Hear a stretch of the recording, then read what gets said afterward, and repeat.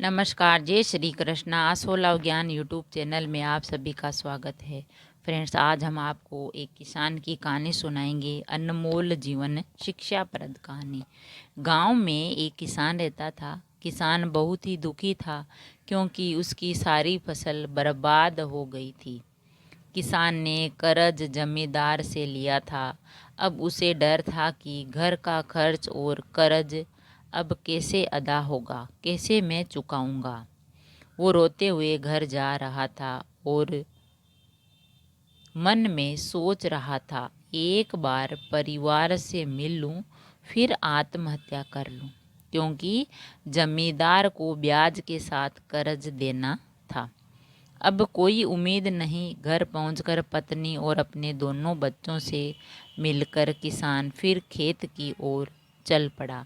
किसान अपने दोनों बच्चों को गोद में लेकर प्यार करने लगा।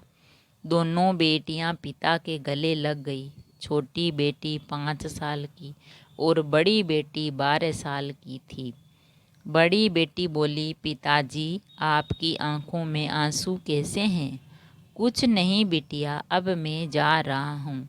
तुम अपना और छोटी बहन और अपनी माँ का ख्याल रखना। बेटी ने पिताजी से पूछा, आप कहाँ जा रहे हैं? किसान ने कोई जवाब नहीं दिया और खेत की ओर तेजी से जाने लगा। बेटी भी पीछे पीछे चली। किसान खेत पर पहुंच कर पास के पेड़ पर रस्सी डालने लगा और आत्महत्या करने का इंतजाम करने लगा। बेटी ने कहा, पिताजी, आप रस्सी गले में क्यों डाल रहे हैं?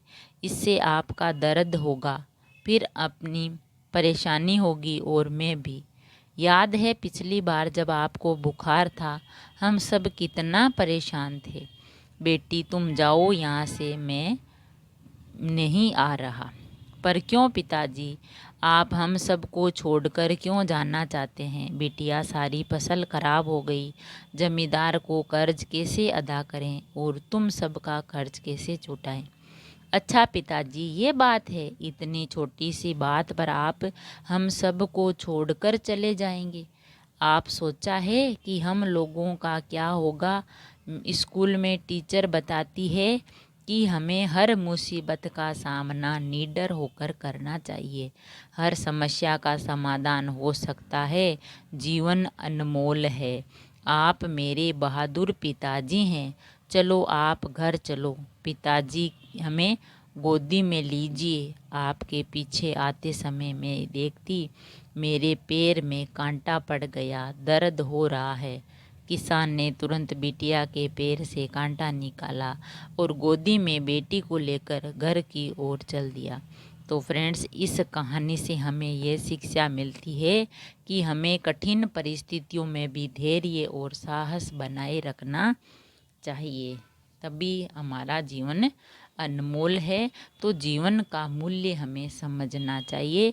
हमें इन बातों से घबराना नहीं चाहिए और कठिन परिस्थितियों का डटकर हमें धैर्य के साथ उनका सामना करना चाहिए और कठिन परिस्थितियों में भी धैर्य और साहस बनाए रखना चाहिए। ना कि धैर्य खोना चाहिए और ना ही साहस।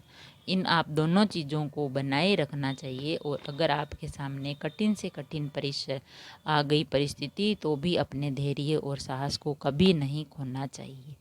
अगर कहानी पसंद आई तो लाइक और शेयर ज़रूर करें। ऐसी ही कहानी कथा सुनने के लिए चैनल को सब्सक्राइब करें। थैंक यू, धन्यवाद।